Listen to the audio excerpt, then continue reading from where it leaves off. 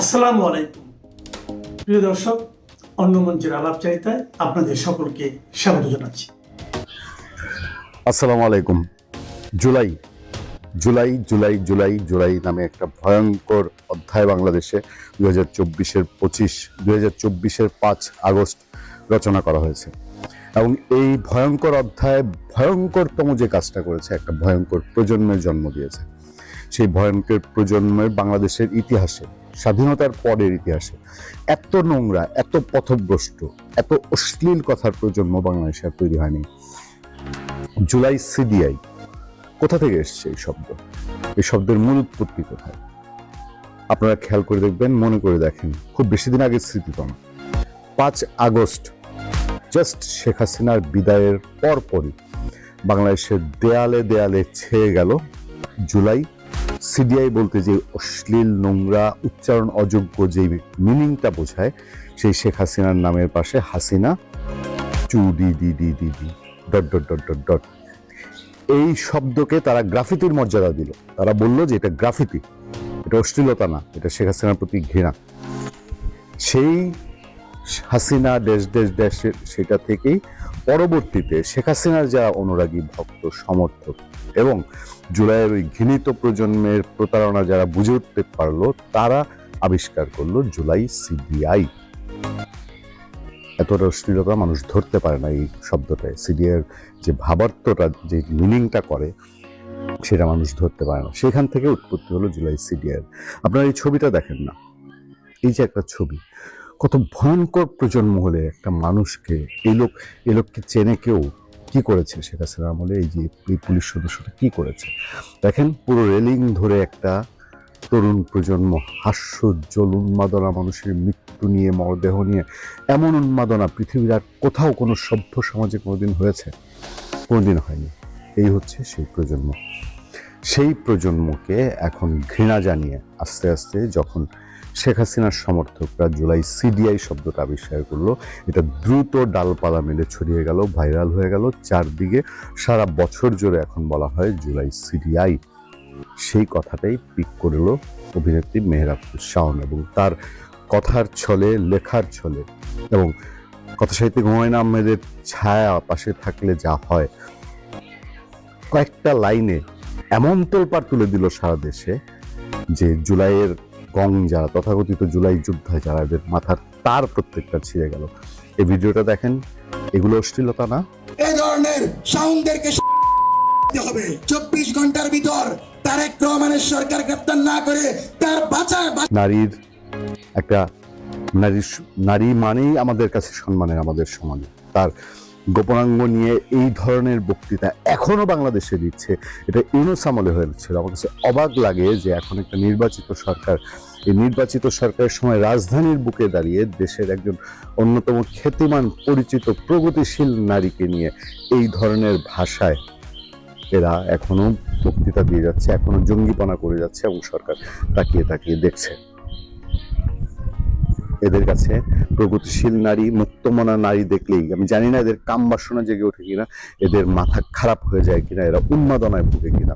এবং তারই আরেকটা উৎকৃষ্ট প্রমাণ তৈরি করেছে রাজশাহী বিশ্ববিদ্যালয়ের সেই গুন্ডা প্রকৃতির শ্রেণীর ছেলে সালাউদ্দিন আম্মার। রাজশাহী বিশ্ববিদ্যালয়ের জিএস কত কত কুখ্যাত কাজ করেছে সে। বিএনপির জিয়াউর রহমানের নামে করা ব্যানার পর্যন্ত ছিঁড়ে ফেলেছে। তাকে এই নির্বাচিত বিএনপি এখনো হজম করে যাচ্ছে। এর বাইরে ছাত্রদল, বিএনপি নিয়ে এমন কোনো কথা নাই, এমন কোনো উস্কানি নাই, এমন কোনো গুন্ডামি ভাষা নেই যে এই ছেলে ব্যবহার করে নেই। এবং এবার এসে সে বলছে যে শাওনের যদি মুখে কেউ জুতা মারতে পারে তাহলে সে 1 লাখ টাকা পুরস্কার দিবে, আর শাওনের মুখে জুতা মেরে কেউ যদি নাক মুখ দিয়ে রক্ত বের করে দিতে পারে তাহলে সে 2 লাখ টাকা পুরস্কার দিবে। এটা কি বাংলাদেশ? একটা নির্বাচিত সরকারের বাংলাদেশ, একটা স্বাধীন বাংলাদেশ, যে বাংলাদেশে যেই হোক, আমি যদি এই বাংলাদেশের সবচেয়ে ঘৃণিত মানুষ, যদি এদের ভাষায় আমি বলি শেখ হাসিনা ঘৃণিত, আমি কি শেখ হাসিনাকেও বলতে পারবো যে শেখ হাসিনা মুখ দিয়ে যে রক্ত বের করে দিতে পারবে তাকে আমি 1 লাখ 2 লাখ টাকা দিব? আমি পারি না। বাংলাদেশের আইনে আমি পারি না।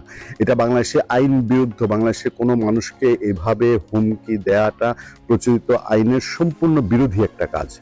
তারপরেও এই উন্মাদ ছেলে এই কাজ করেছে এবং বিএনপির দিক থেকে কেউ কেউ বলে এটা হজম করে যাচ্ছে। আমরা বিস্তারিত শুনি যে এই আম্মার কি বলেছে। খবরটা আসছে এভাবে যে শাওনকে নিয়ে আম্মারের পোস্ট ঘিরে তোলপাড়, 2 লাখ টাকা পুরস্কার ঘোষণা। 24শে জুলাই গণ অভ্যুত্থানে অবমাননা করে অভিনেত্রী, নির্মাতা, প্রযোজক ও সঙ্গীত শিল্পী মেহের আফরোজ শাওনের ফেসবুক পোস্ট ঘিরে ব্যাপক আলোচনা সমালোচনা চলছে সামাজিক যোগাযোগ মাধ্যমে। এই আলোচনা আরো তুঙ্গে উঠেছে রাজশাহী বিশ্ববিদ্যালয়ের কেন্দ্রীয় ছাত্র সংসদ রাকসু জিএস সালাউদ্দিন আম্মারের একটি ঘোষণায়। 24শে জুলাই গণ অভ্যুত্থানে অবমাননাকারী আওয়ামীপন্থী অভিনেত্রী, স্বীকারই করে নিলাম, আমি ধরেন স্বীকার করে নিলাম সে আওয়ামীপন্থী অভিনেত্রীকে গিয়ে জুতা দিয়ে পিটিয়ে নাক মুখ দিয়ে রক্ত বের করে দিতে হবে? আচ্ছা, আওয়ামীপন্থী অভিনেত্রী মেহের আফরোজ শাওনকে জুতার বাড়ি মারতে পারলে 1 লাখ টাকা এবং জুতার আঘাতে নাক মুখ দিয়ে রক্ত বের করে দিতে পারলে 2 লাখ টাকা পুরস্কার দেওয়ার ঘোষণা দিয়েছেন আম্মার। মঙ্গলবার 1 জুলাই রাতে সামাজিক যোগাযোগ মাধ্যম ফেসবুকে নিজ অ্যাকাউন্ট থেকে দেয়া এক পোস্টে এই ঘোষণা দেন তিনি। আম্মার ফেসবুক পোস্টে লেখেন, আমি এই মহিলারে যে জুতার বাড়ি মারতে পারবে তারে 1 লাখ টাকা পুরস্কার দেব। দেখেন, সে 1 লাখ টাকা পুরস্কার দিবে। জুতার বাড়ি মেরে নাক মুখ দিয়ে রক্ত বের করে দিতে পারলে 2 লাখ টাকা দিব। হ্যাঁ, 2 লাখ টাকা। এখন কেউ মবুস্কানি বলতে আসলে ওইডারে ভরা বাজারে পিটাম। চিন্তা করেন উশৃঙ্খলা উন্মাদনা কোথায় গেছে? এই সমাজ টিকবে? আর এদের কাছে কি এখনো স্নাইপার রাইফেল ভর্তি? সেই স্নাইপার রাইফেলগুলো 5ই আগস্ট বাংলাদেশে ব্যবহার হয়েছিল 24শে। সেই স্নাইপার রাইফেল বাংলাদেশ থেকে চলে গেছে নাকি এদের হাতে হাতে এখনো ঘরে ঘরে রয়ে গেছে, যেগুলো কেউ উদ্ধার করার কোনো আগ্রহ দেখাচ্ছে না, উদ্ধার হচ্ছেও না? যদি এই প্রশ্ন তুলি, মেহের আফরোজ শাওন তার পোস্টে লিখেছিলেন, গত 1 বছরে প্রায় ফেসবুকে একটা শব্দ চোখে পড়েছে, জুলাই সিডিআই। আমার পরিচিত অনেকের লেখাতেই শব্দটা দেখেছি, আবার অপরিচিত অনেকেও লিখেছে। প্রথম ভেবেছিলাম কোনো একটা ট্রেন্ড, শুধু জুলাই মাসে হয়তো তারা এটি লেখে, কিন্তু একটু খেয়াল করে দেখলাম সারা বছরই ফেসবুকে বেশিরভাগ মানুষ লিখেছে শব্দটি। তিনি আরো লিখেছিলেন, তখন বুঝতে পারলাম যে শব্দটি শুধু জুলাই মাসে না, যে কোনো সময় লেখা যায় এই সিডিআই শব্দটি। মন খারাপ থাকলে যেমন আস্তে করে লেখা যায়, তেমনি মন খুব ভালো থাকলেও হো হো করে হাসতে হাসতে লেখা যায়। বন্ধুর সঙ্গে আড্ডার গল্পে যেমন লেখা যায়, তেমনি কারো উপর ভীষণ রেগে গেলেও লেখা যায়। আবার মনের অবস্থা ভালো না মন্দ আপনি বুঝতে পারছেন না, তখন আপনি লিখতে পারেন, আমার বাবার এত কিছু ভেবে কাজ নেই, আজ যেহেতু 1 জুলাই তাই আমি লিখলাম ... জুলাই সিডিআই। মেহের আফরোজ শাওনের এই কয়েকটা লাইন সেই জুলাই গণদের, জুলাই সন্ত্রাসীদের, জুলাইয়ের তথাকথিত জুলাই যোদ্ধাদের। আমি ক্লিয়ার করি কাদেরকে আমি বলছি, যারা 5 আগস্টের পরে জুলাই নিয়ে ব্যবসা করেছে, মানুষের জীবন যাপন অতিষ্ঠ করে দিয়েছে, বাংলাদেশটাকে জাহান্নাম বানিয়েছে, আমেরিকার দালাল বানিয়েছে। 5 আগস্টের পরে যেই শ্রেণীর রাজনীতির নামে চাঁদাবাজি, টেন্ডারবাজি, নিয়োগ বাণিজ্য করেছে, যেই শ্রেণী সারা দেশটাকে মব রাজ্যে পরিণত করেছে, তাদেরকে আমি শুধু বলছি, এরাই হচ্ছে জুলাই সন্ত্রাসী, এরাই হচ্ছে তথাকথিত জুলাই যোদ্ধা। সেই গ্রুপটার মাথার তার 100% ছিঁড়ে দিতে পেরেছে মেহের আফরোজ শাওন। এটাই তার সফলতা, এবং এই সফলতা দেখে এদের আর মাথা ঠিক থাকছে না। রাজাকারদের কবর দিয়ে এই সমস্ত স্লোগান দিয়ে এসে বঙ্গবন্ধুর বাংলায়, মুজিবের বাংলায় বৈষম্যের ঠাঁই নাই বলে প্রথমেই বঙ্গবন্ধুর শেখ মুজিবের 32 নম্বর বাড়ি আগে ভাঙছে। আর হইলো সেই বাটপার, ওই যে সামাদ ভাই মনের দুঃখগুলো আলোচনা করেছেন, শুধু সামাদ ভাই না, আর শুধু ওই যে তালিবর্ষ ও অন্তস্থকার হাদিনা। আপনি কি জানেন যে আজকে রাজশাহী বিশ্ববিদ্যালয়ের একজন শিক্ষক, নিউটন তার লাস্ট নেই, তিনি যে ভাষায় পোস্ট দিয়েছেন, এটা কোনো অশিক্ষিত লোক এই ভাষায় পোস্ট দেন, এগুলো আপনার এখানে আমরা নামই নিতে পারবো না ইচ্ছা থাকলেও। শব্দগুলো এরকম। তিনি শেখ হাসিনাকে এমন একটা ভাষায় একজন বিশ্ববিদ্যালয়ের শিক্ষক না, আসলে বাংলাদেশের রুচির দুর্ভিক্ষ চলছে, তার জন্য হাদিরা পয়দা হয়েছে, নিউটনের মতো শিক্ষকেরা পয়দা হইতে। অথচ নিউটন আবার কিন্তু একসময় একদা বাম রাজনীতি, প্রগতিশীল রাজনীতি করতেন। তার ভাষা যে শেখ হাসিনাকে ড্যাশ ড্যাশ ড্যাশ ড্যাশ, এটা কোনো কথা? কোন বিশ্ববিদ্যালয়ের শিক্ষক এই পোস্ট দিতে পারে? দেওয়া যায়? হয় না। আপনি তো বললেন যে এখানে ছোট শিশুরা আছে, আমরা তাদের কারণে, আবার কপিরাইটের কারণে, মানে ভায়োলেন্স হবে বলে আমরা বলতেছি না, কিন্তু একজন রাজশাহী বিশ্ববিদ্যালয়ের শিক্ষক তো এই সমস্ত শব্দ উচ্চারণ করা বাদ রাখতেছে না। আমরা দেখলাম যেটা আমরা সামাদ ভাই যেটা এই অবস্থা শুনেছি যে তার মেয়েও নাকি তাকে ছেলে সন্তানরা তাকে পছন্দ করে না। যাই হোক, সেটা তাদের একান্ত ব্যক্তিগত, কারো পারিবারিক বিষয় নিয়ে কথা বলতে চাই না। কিন্তু যখন আপনি আরেকজন সামাদ ভাইয়ের যখন আমি খোঁচাইতে যাব, তখন তো কেউ না কেউ আমার খোঁচা দিয়ে আমার ঘটনা বের করে ফেলবে, তাই এগুলো চলে আসে। আর ওই যে দ্বিতীয় যে পতাকাটা দেখালেন শুরুতে, তিনটা, একটা হলো বাংলাদেশ, আর একটা হলো কালেমার পতাকা, একটা হলো ফিলিস্তিনের পতাকা। মানে গাদার ঘোড়ার সঙ্গমে নাকি খচ্চর পয়দা হয়, কিন্তু এই তিনটার সঙ্গমে কি পয়দা হবে এটা আমি বুঝতেছি না। এর সাথে আরো শুনেন, তো বলছে না লক্ষ লক্ষ পতাকা বিক্রি হয়, ওই বাংলাদেশেরটা বদলায় যদি ওইখানে পাকিস্তান লাগাইতো তাহলে কোটি কোটি বিক্রি হবে এই দেশে। ওইখানে এখন ওই তিনটা পতাকা লাগাইছে, এরপরে দেখবেন চারটা পাবেন, চারটার পরে দেখবেন একটা মাইনাস হয়ে যাবে যখন সময় আসবে। ওই যে বঙ্গবন্ধুর বাংলায় বৈষম্যের ঠাঁই নাই বলে বঙ্গবন্ধুর বাড়ি ভাঙছে না, তেমনি প্রথমে এরা ফিলিস্তিন, পাকিস্তান, বাংলাদেশ এবং কালেমার পতাকা লাগাবে, তারপরে একদিন দেখবেন বাংলাদেশে ওই লাল সবুজের পতাকাটা সরিয়ে দিবে। ওই সমস্ত বদমাইশি আমরা তাদের চিনি, জানি, এবং এরা তা করবে। এই মুহূর্তে বাংলাদেশে ভয়ঙ্কর রকমের জঙ্গিবাদীর যে পৃষ্ঠপোষকতা ছিল সেগুলো এখন প্রকাশ্যে চলে এসেছে, পৃষ্ঠপোষকেরাও প্রকাশ্যে চলে এসেছে, যারা জঙ্গিবাদে জড়িত তারাও প্রকাশ্যে চলে এসেছে, যাদের তার দেশি বিদেশি পৃষ্ঠপোষক তারাও চলে এসেছে। আমরা কি দেখলাম যে তুরস্ক 20 টাকা দেয়নি এই বার্মা থেকে আসা মুসলিম রোহিঙ্গাদের জন্য, 20 টাকা দেয়নি, কিন্তু ঢাকা বিশ্ববিদ্যালয়ের মসজিদের জন্য 20 কোটি টাকা দিয়েছে। দালমে কুস্তো কালা হায়, দালমে কুস্তো কালা হায়। তো আপনি যে পতাকাটা দেখালেন, এই পতাকা যখন রাস্তাঘাটে গ্রামে গঞ্জে ফ্লাইওভারে যখন লেখা থাকতো আলহামদুলিল্লাহ, লা ইলাহা ইল্লাল্লাহ, সুবহানাল্লাহ, আল্লাহু আকবার, তখন আমরা বুঝতে পারতেছিলাম যে জঙ্গিরা আসছে, বুঝতে পারছেন। আমরা অনেক সতর্ক করেছি, এটা গুরুত্বই দেয় না এই দেশের সরকারেরা, রাজনৈতিক নেতারা, কিন্তু আমরা বুঝতে পারছিলাম। এবং এই যে কালেমার পতাকা নামে যে ফাত্রামিটা করতেছে, এই কালেমার পতাকা কত দূর নিয়ে যাবে আপনারা কল্পনাই করতে পারতেছেন। মুখে যা বলে তা করে না, আর যা করে তা বলে না।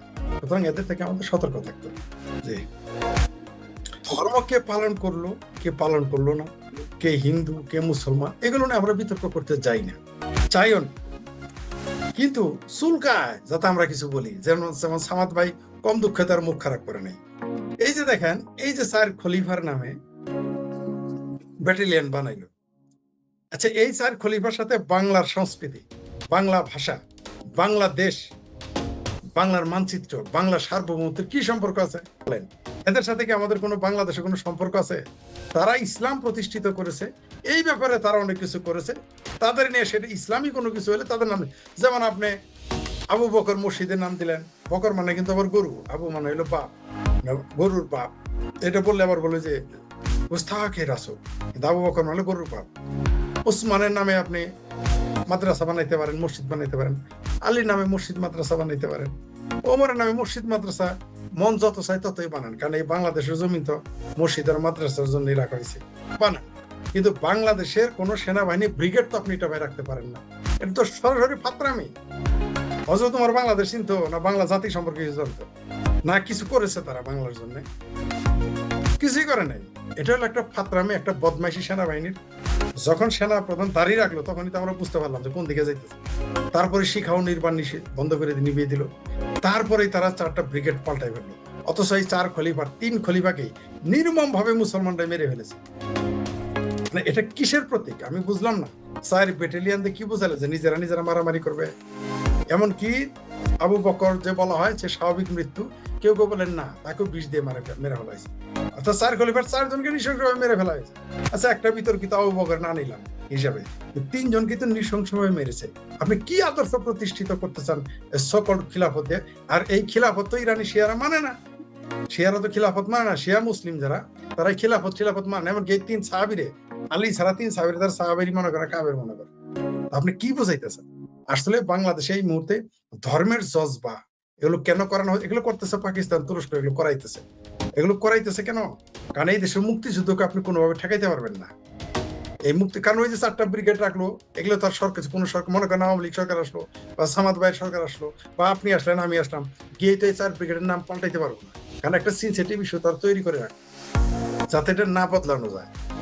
পরিকল্পিতভাবে সাম্প্রদায়িকরণ করতেছে। কেউ কেউ বলে, আমাকে বলেছে, আরে ভাই পুরো মিলিটারি বাহিনী তো সাম্প্রদায়িক। মিলিটারি যারা মোল্লা আর মিলিটারি তো এই দেশে মুক্তিযুদ্ধই মানে না। তো তারা মুক্তিযুদ্ধকে ভিন্নভাবে ঠেকানোর চেষ্টা করার জন্য, এই দেশে গণতন্ত্রকে ভিন্নভাবে ঠেকানোর জন্য এগুলো বলে। বাংলাদেশের একজন শিক্ষক আজকে বলছে না, ওয়াহিদুজ্জামান কি যেন উনি বলছে না, যে গণতন্ত্র যেন তেন একটা হইলেই হবে। যেই দেশের বিশ্ববিদ্যালয়ের শিক্ষক এত বড় বাটপার হয়, সেই দেশের সেনাবাহিনী কি চিন্তা করে আপনি তো বুঝতেই পারতেছেন। তারা মনে করছে তাদের কাছে বন্দুকের নল আছে, বন্দুকের যে মাও সেতুং এর মতবাদ মনে করে বন্দুকের নল এই সকল ক্ষমতার উৎস, তার উপর আবার ধর্মের ঢাল আছে। একদিকে বন্দুকের নল আর এদিকে ধর্মের ঢাল, এইটা দিয়ে তারা আওয়ামী লীগ ঠেকাবে, মুক্তিযুদ্ধ ঠেকাবে, বা ৭১-এর স্মৃতি ঠেকাবে, পতাকা ঠেকাবে, বাংলাদেশ নামক রাষ্ট্রটি ঠেকাবে, ভারতকে ঠেকাবে, শেখ হাসিনাকে ঠেকাবে, আওয়ামী লীগকে ঠেকাবে। এই জন্য তারা এই ফাত্রামি গুলো করতেছে। এইটা টোটালি একটা ফাত্রামি। ৪ খলিফার নামে ব্রিগেড বানানো প্রশ্নই আসে না। এই দেশের নদীর নামে হইতে পারতো, এই দেশের অঞ্চলের নাম নিয়ে হইতে পারতো, মুক্তিযুদ্ধে যারা যারা অবদান রেখেছে তাদের নামে হতে পারতো, কিন্তু তা করে নাই। কোথাকার কোন আলী ১৪০০ বছর আগে কই আরবে মরছে, জন্মিছে মরছে, তাদের নিয়ে তারা তাল বাহানো শুরু করে। এগুলো ফাত্রামি, ধর্মের নামে টোটালি ফাত্রামি করতেছে। এটা জনগণ বুঝে ফেলেছে যে মোল্লার মিলিটারি যে বাংলাদেশকে অজগরের মতো গিলে খাচ্ছে, বাংলাদেশের মানুষের কাছে এটা এখন স্পষ্ট। এবং সারা পৃথিবীর কাছে মেসেজ গেল যে বাংলাদেশ সেনাবাহিনীতে জঙ্গিবাদ আছে, বাংলাদেশ সেনাবাহিনীতে। আমার আগে একটা সন্দেহ ছিল যে ঢাকা শহরে যে এত বড় বড় হিজবুত তাহরীরের ডাউট সাইজ ৪টা পোস্টারের সমান এই পোস্টার লাগায়, এটা সেনাবাহিনী বা ডিজিএফআই জড়িত ছিল। এখন দিনে দিনে স্পষ্টতর হচ্ছে। কেউ কেউ এখন মনে করতেছে যে হিজবুত তাহরীর আসলে বাংলাদেশ সেনাবাহিনী। অস্বাভাবিক কিছু না। একদিন হুক করে শুনবেন যে বাংলাদেশ সেনাবাহিনীর SR ব্রিগেড, তার মানে SR ব্রিগেড হচ্ছে জঙ্গিবাদী বাহিনী। নাহলে এই নাম কেন তারা গ্রহণ? তবে এটা বাংলাদেশের জন্য সুখকর নয়। আন্তর্জাতিকভাবে মেসেজ গেল যে বাংলাদেশ সেনাবাহিনীতেও জঙ্গিবাদ, মৌলবাদ চর্চা হয়, এখানেও কট্টরপন্থী ইসলামের উত্থান ঘটেছে। যে এটা কি বিশ্ববিদ্যালয়ে পড়ুয়া ছাত্রী, তার যদি মেন্টাল প্রিপারেশন এই হয়ে থাকে, তাহলে যারা কওমি মাদ্রাসায় পড়ে তাদের অবস্থা কি, যারা আলিয়া মাদ্রাসায় পড়ে তাদের অবস্থা কি, যারা শিবির করে তাদের মানসিকতা কি, যারা চামড়ানায় পীরে মুরিদ তাদের অবস্থা কি, তাদের মানসিক প্রিপারেশন কি? একটা অথচ এই মেয়ে ইরানে গেলে কিন্তু আর পিটিয়ে মেরে ফেলবে মুসলমানরা। ইরানের এই পোশাকে যে ভাবে সেইখানে আছে, এইভাবে সে যদি ইরানে যায় সে আর বাঁচতে পারবে না। এইভাবে সে যদি আফগানিস্তানে যায় সে কিন্তু বাঁচতে পারবে না। কিন্তু এদের মানসিকতা দেখেছেন তো, এইভাবে আমাদের বাংলাদেশের তরুণ সমাজকে এবং তরুণীদের মানসিকভাবে বিকৃতি ঘটিয়ে দিয়েছে। সাম্প্রদায়িক যে চেতনা এদের ভিতরে বিষ ঢুকিয়ে দিয়েছে। এই যে হিন্দুর প্রতি ঘৃণা, এমনিতেই তো ইসলাম ধর্ম ঘৃণা শেখায়। পৃথিবীতে একটাই ধর্ম, সব ধর্মে মোটামুটি শান্তির কথা আছে, এই একটাই ধর্ম, সেখানে সব ধর্মের মানুষকে ঘৃণা করতে হবে প্রকাশ্য। পৃথিবীর সব যেমন যেমন যেমন ইয়ারা বলে, বুদ্ধিস্ট বলে জগতের সকল প্রাণী সুখী হোক, যদিও সেটা সম্ভব না। জগতের সকল প্রাণী সুখী হবে না, একজন আরেকজনের খাবেই, যেটা কার্ল মার্কস বলে গেছে যে বড় মাছ ছোট মাছের খাবে, এটা সম্ভব না। তবুও তারা বলে তো, সনাতনীদেরও আছে যে সারা পৃথিবী হলো কুটুম্ব, সবাই আত্মীয় মিলেমিশে চলে, সবাই সুখী হোক, এই ধরনের ওম শান্তি ওম শান্তি ওম শান্তি, সবার জন্য শান্তি কামনা করে সনাতনীরা, যদিও সবার জন্য শান্তি আসবে না। কিন্তু ইসলামই একমাত্র ধর্ম যারা বলে যে মুসলমান ছাড়া কারো জন্য তুমি শান্তি চাইতে পারো না, যার ধর্মই এটা তাকে শিখিয়েছে যে অন্য ধর্মের মানুষকে তুমি সালাম দিবা না, শান্তি চাইতে পারো না, অন্য ধর্মের প্রতি ঘৃণা করতে হবে। তাহলে সেই ধর্মের মানুষ এরা তো এরকম হবেই। তার মধ্যে আবার ধর্মের রাজনীতিকরণ করা হয়েছে, তার কারণে এই মেয়েদের মগজ ধোলাই করা হয়েছে, এই ছেলেদের মগজ ধোলাই করা হয়েছে। আজকালকার শুধুমাত্র মাদ্রাসা নয়, শুধুমাত্র কওমি মাদ্রাসা, আলিয়া মাদ্রাসা নয়, জামাতের অফিস নয়, পুরো এই মেয়েটা হচ্ছে পুরো বাংলাদেশের একটা চিত্র, বাংলাদেশের আয়না এই মেয়ে। আমি এই জন্য বলি যে বাংলাদেশে কখনো সংখ্যালঘুদের বসবাস করতে দিবে না, থাকতে দিবে না। আজ হোক কাল হোক বাংলাদেশের সংখ্যালঘুদের তাড়িয়ে দিবে এই দেশ থেকে। তার জন্য এইরকম প্রজন্ম পয়দা করেছে পরিকল্পিতভাবে। যে মেয়েটাই কথা বলে সে তো মাদ্রাসা থেকে আসে না, আপনি তার চেহারা দেখে বুঝতে পারছেন সে মাদ্রাসা থেকে আসে। তাহলে অন্যদের কি অবস্থা, কিভাবে তৈরি হয়ে আছে। আমি বলেছি এই জন্য যে বাংলাদেশের যে সকল হিন্দুরা আছেন ভাই, আগে ভাগে চলে যান, অহেতুক পরে নির্যাতিত নিপীড়িত হয়ে খালি পেটে খালি পায়ে দেশ ছেড়ে আপনারা যাওয়ার আগে নিজেরা যাতে ভালোভাবে যেতে পারেন সেই চিন্তা করেন। কারণ যেখানে একটা তরুণী বলে এই দেশে হিন্দুদের পূজা করতে দিবে না, হিন্দুদের দেশে থাকতে দেবে না, তাদের ঘেঁটি ধরে বের করে দিবে, কিন্তু এটাই যদি আবার অন্য দেশে করে, এখন খ্রিস্টানরা যদি এই কাজ করে, খ্রিস্টানরা ইহুদিরা যদি এই কাজ করে, তাহলে মুসলমানরা তো এমনি তো ভিক্ষাবৃত্তি করে খায় পাকিস্তানিরা। কারণ তাদের 50 বিলিয়নের উপরে ডলার আসে, সেগুলো তাদের ভিক্ষাবৃত্তির টাকা। এদের যদি ঘেঁটি বের করে তো ভিক্ষা করে ভাত পাবে না। মুসলমানদের যদি সারা পৃথিবী অলরেডি শুরু হয়ে গেছে, সারা পৃথিবীতে মুসলমানদের বিরুদ্ধে প্রত্যেক দেশের মানুষ সচেতন হচ্ছে, প্রত্যেক দেশের মানুষ ডানপন্থীর উত্থান করতেছে এই মুসলমানদের কারণে। এদের যখন বের করে দিবে তখনই দেখবেন এরা জাত হবে, এর আগে এরা, এবং সেটা তাদের এই প্রতিক্রিয়া উল্টা হবে একদিন। সারা পৃথিবী থেকে দেখবেন মুসলমানদের ঘেঁটি ধরে বের করে দিতেছে, সেই সময় আসতেছে। জি, এটা একটা বামপন্থীদের ফাত্রা যুক্তি। এই যুক্তি মার্কেটে খাবে না। কোন ব্যক্তি যদি ভারতে এই কথা বলার পরে তাকে জেলে থাকতে হবে। এই মেয়ে যে কথা বলছে, জেলে থাকতে হবে, মামলা খাবে। বাংলাদেশের বিরুদ্ধে একটা সমালোচনা করার ক্ষমতা কারো আছে? ভারতে একটা বলে তার প্রতিবাদ করার মানুষ আছে? এটা একটা মিথ্যা কথা। ভারতের কথা আপনি যে ভারতের কোনো কিছু হলে বাংলাদেশে অদ্ভুত একটা কথার সাথে সাথে ভারতকে টানে, কিন্তু আফগানিস্তানের কথা টানবে না, পাকিস্তানে কি হয় টানবে না। ভারত যদি এত খারাপ রাষ্ট্র হয়, শোনেন, ভারত এত খারাপ, তাহলে ভারতের কোনো মুসলমান পাকিস্তানে আসে না কেন? ভারত এত খারাপ, ভারতের কোনো মুসলমান বাংলাদেশে আসে না কেন? ভারত এত খারাপ, মুসলমানদের অত্যাচার করে কাবুলে যায় না কেন? সব বরং উল্টো বাংলাদেশের 1 কোটির বেশি, 1.5 কোটির বেশি, 1-1.5 কোটির মতো মুসলমান ভারতে কামলা দিয়ে খায়, বান্দিগিরি করে খায়। কির সাথে কি তুলনা করেন? কিসের সাথে কি তুলনা করেন? এই বাংলাদেশে তো মুসলমান আওয়ামী লীগই থাকতে পারে না, আর আপনি হিন্দুদের কথা বলতেছেন। ভারতে হিন্দুদের কিছু হলে প্রতিবাদ করার জন্য, মুসলমানের কিছু হলে সাথে সাথে, এই যে আজকেও এক মুসলমান সরাসরি নরেন্দ্র মোদীকে গালি দিতেছে, সরাসরি টিভিতে এসে গালি দিতেছে, নরেন্দ্র মোদী, শুভেন্দু অধিকারীদের গালি দেয়। বাংলাদেশে একটা লোক গালি দিয়ে টিকতে পারবে? বাংলাদেশে এই মুহূর্তে জামাতের নেতাকে গালি দিয়ে কোনো হিন্দু টিকতে পারবে? হিন্দু তো দূরের কথা, সামাদ ভাই টিকতে পারবে? আমি টিকতে পারবো? টিকতে পারবে? হিন্দুরা যদি কালকে যদি বাইতুল মুকাররমের করতে পারে গালি দেয়, কালকে যদি চরমনাই পীরের গালি দেয় কোনো হিন্দু, কালকে যদি বিএনপি তারেক রহমানের কোনো হিন্দু গালি দেয়, কালকে যদি জামাত ইসলামে দেখা হিন্দু জানে বাঁচবে? ভারতে তো গালি দিতেছে প্রধানমন্ত্রী, সরাসরি গালি দিতেছে। আপনি কি এর সাথে কি তুলনা করেন? ভারতে গণতন্ত্র প্রতিষ্ঠিত, ভারতে গণতান্ত্রিক রাজত্ব চলে। এখানে কি গণতান্ত্রিক রাজ আছে নাকি? ভারতে কোনো দল নিষিদ্ধ হয়ে আছে নাকি? ভারতে আপনি এগুলো বলতে পারবেন? ভারতের সাথে যদি বাংলাদেশের কথায় তুলনা করেন, এগুলো বাংলাদেশের বক্রবর্তী কথা, ফালতু কথা এগুলো। তাদের আপনি কিছু হইলে বাংলাদেশের বামপন্থীদের রুচি হইলো আমরা মানববন্ধন করতেছি কোন এক শিশুর নির্যাতনের বিরুদ্ধে, ওই না এখন নরেন্দ্র মোদী কসাই। কেন তেহরানের কথা, তেহরানের খোমেনির কসাই বলে না কেন? কেন এর দোকানের কসাই বলে? এর দোকান 12,500 মসজিদ বন্ধ করে দিয়েছিল, টু শব্দটি তো কেউ করে নাই। আজকে পাকিস্তানে হামলা হইতে, পাকিস্তান আফগানিস্তানকে নিয়মিত হামলা করে মানুষ মারতে, টু শব্দটি তো কেউ করে না। এখন তো কোনো বামপন্থী বক্রবর্তী বসু ম্যাটার্জি কমরেড মরমেডের তো আমরা মিছিল করতে দেখি না, কই দেখি না তো তাদের। আমরা এখন তো বিবৃতি দিতেও দেখি না, প্রতিবাদ বিবৃতি, টু শব্দটি নেই। ভারতের সাথে বাংলাদেশের তুলনা করে একেবারেই মূর্খতা। কারণ হচ্ছে যে বাংলাদেশের সংখ্যালঘু শূন্য হইতে 37 থেকে 6% চলে আসছে, পাকিস্তানে 25% থেকে 1% চলে আসছে, আফগানিস্তানে কান্দাহার, সেটা ছিল তাদের, আরে ভুলে গেলাম নামটা, এই কান্দাহারের অন্য হিন্দুদের নাম ছিল গান্ধারী, সেখানে নাই, হিন্দু নাই, কোনো অমুসলমান নাই। আপনি কোন দেশের সাথে কি তুলনা করেন? আর পাকিস্তানে, ভারতে কি 7 কোটি মুসলমান আজকে 25 কোটিতে উন্নত হয়েছে। কেন এত? বাংলাদেশে এত জামাই আদর করেন হিন্দুদের, হিন্দুরা চলে যায়। পাকিস্তানে একেবারে দুলাভাইয়ের মতো আদর করেন, চলে যায়। পাকিস্তানে একেবারে ভাতিজার ভাগ্নের মতো আদর করেন, চলে আসে, খালি হয়ে যায়। আর ভারত এত খারাপ, ভারতের রাজনীতি এত খারাপ, ভারত হিন্দুদের এত নির্যাতন নিপীড়ন করে, ভারতে 25 কোটি থেকে 30 কোটি হয়ে যায়। বাপ রে বাপ, এটার সাথে ওটা তুলনা করলে তো হবে না ভাই। জি, ধন্যবাদ। কার দিকে ইঙ্গিত করলো? ভারত না যুক্তরাষ্ট্র? প্রধানমন্ত্রী তারেক রহমানের চীন সফরের উপর এক সাংবাদিক সম্মেলন করে চীনের রাষ্ট্রদূত এই ভিজিটে কি কি ঘটলো সেটা বর্ণনা করেছে এবং সাংবাদিকদের প্রশ্নের জবাবে বলেছে যে বাংলাদেশে তৃতীয় দেশের হস্তক্ষেপ চীন মেনে নিবে না, সহ্য করবে না। তৃতীয় দেশটাকে, দ্বিতীয় দেশটাই বাকে, দ্বিতীয় দেশ তো অবশ্য চীন। তাহলে চতুর্থ কোনো দেশ আছে কি? আসুন একটু খতিয়ে দেখি। আপনাদের মনে আছে কি না, মার্কিন যুক্তরাষ্ট্রের যে রাষ্ট্রদূত ব্র্যান্ট ক্রিস্টেনসেন, সে যখন তাদের দেশের নিয়ম অনুযায়ী সিনেটে শুনানি করে, সেখানে সে বাংলাদেশে তার সম্পর্কের ক্ষেত্রে বলেছিল যে,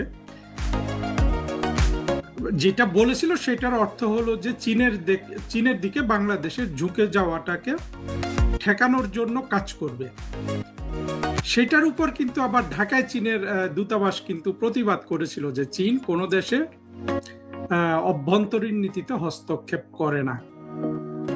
এরপরে যখন চীনের সাথে, মার্কিন যুক্তরাষ্ট্রের সাথে ইউনূস, তারেক রহমান, জামাত, এই পুরো জুলাই জঙ্গি জোট যেটা,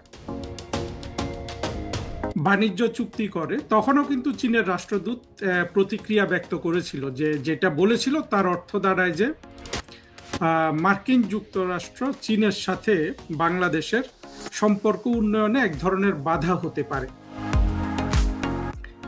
এই হলো ইতিহাস।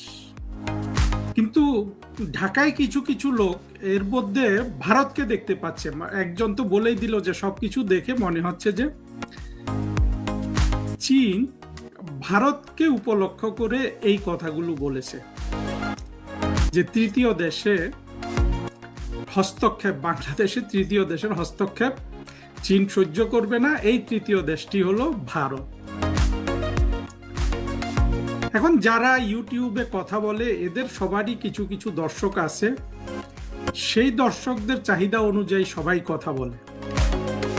এবং বাংলাদেশে যেহেতু এখন জুলাই জঙ্গি উত্থান যারা করেছে তাদের আধিপত্য চলছে, অন্য কোনো কথা বলার ক্ষেত্রে খুব বেশি মানুষ আসলে হয়তো নিরাপদ বোধ করছে না, সেটার সুযোগ নিয়ে নানান ধরনের বিশ্লেষণ হয় এবং যে যে রকম পারে সেরকম বিশ্লেষণ করে।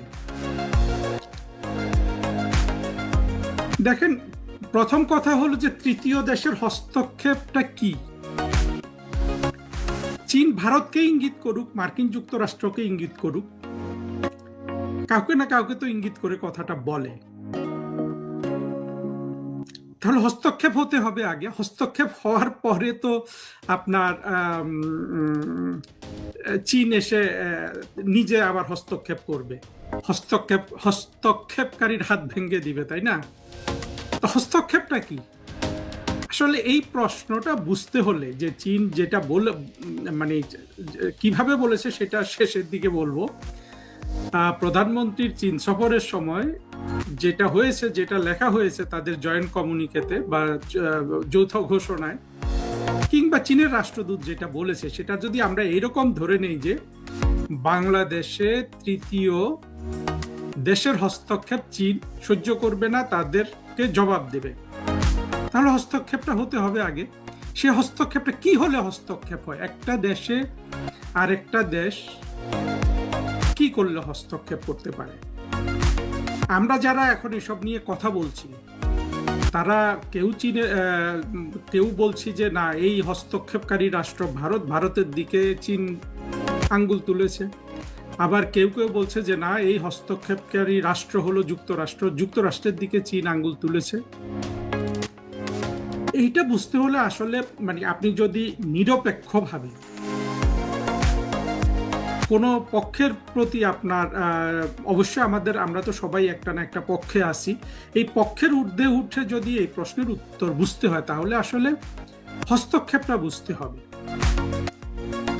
ভারতের ব্যাপারে যেসব জিনিসকে আমরা হস্তক্ষেপ মনে করি সেটা কি? সেটা হলো যে ভারত আর বাংলাদেশের পানির সমস্যা, তারপরে দ্বিতীয় হলো যে বাংলাদেশের নৌপথ বা স্থলপথে ভারতের মাল পরিবহন। আর কি আছে হস্তক্ষেপের ক্ষেত্রে? সীমানায় যে পুশিন করছে এটা হস্তক্ষেপ ধরতে পারেন। বাট জঙ্গিরা কি বলে আর হস্তক্ষেপে আর যে কথাগুলো বলে, বা সীমানায় যে হত্যাটা হয়, এর বাইরে আসলে ভারত কি করে? আপনি পিনাকির কাছে জিজ্ঞেস করেন, গৌতম দাসের কাছে জিজ্ঞেস করেন, ওরা 100টা জিনিসের তালিকা দিয়ে দিবে, কিন্তু সাধারণ মানুষের ওগুলো বুঝতে কষ্ট হবে। ওটা ওদের নীতিমালায়। বা জামাতকে জিজ্ঞেস করেন, বিএনপিকেও জিজ্ঞেস করতে পারেন, তারা 200, 400, 300 জিনিসের তালিকা দিতে পারে। কিন্তু ওরা যদি 100 জিনিসেরও তালিকা দেয়, পিনাকি প্রথম দিকে কিন্তু এটাই থাকবে যে সীমানায় যে হত্যাগুলো হয়, কিংবা আমাদের মধ্যে পানির যে সমস্যা আছে ভারত এবং বাংলাদেশের মধ্যে। আবার আরেকটা কি হতে পারে, আর ওই যে আমাদের ট্রান্সশিপমেন্টের যে ব্যবহার, এইটার কোনোটাই কিন্তু আপনার বাংলাদেশের 71 বিরোধী,